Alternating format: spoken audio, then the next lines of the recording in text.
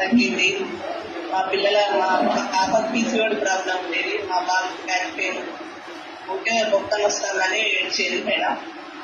అది కూడా తగ్గింది మేడం. ఇలా మేము వాడుతున్న క్రమంలో మా నాన్న మాతోనే ఉంటాడు. అతను వాకింగ్ చేస్తుంటే పడిపోయాడు పైన. పడిపోతే మోకాలకి ఆపరేషన్ చేయాలని చెప్పారు డాక్టర్స్. చెప్తే ఇక మా సుగుణ శైలి మేడం సీనియర్ కోచ్ ఆమెను అడిగితే మేడం వద్దు, ఆపరేషన్ దాకా వెళ్ళొద్దు, మనం న్యూట్రిషన్ వాడిద్దామని చెప్పింది మేడం.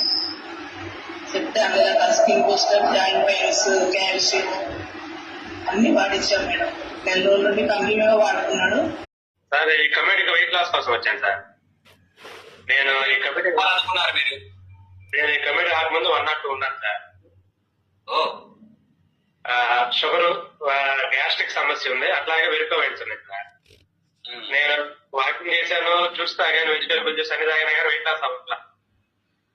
కాకపోతే వెయిట్ లాస్ అవుతాను కమిటీలో జాయిన్ అయ్యాను సార్.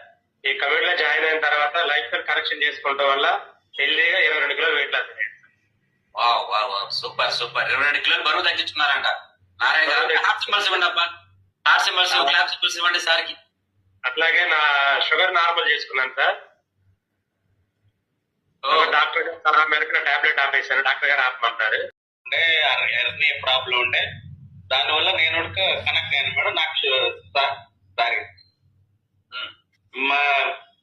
అందరూ ఇట్లా రిజల్ట్ చెప్తుంటే నాకు షుగర్ ఉంది కదా నేను కమిట్లోకి వచ్చాను సార్.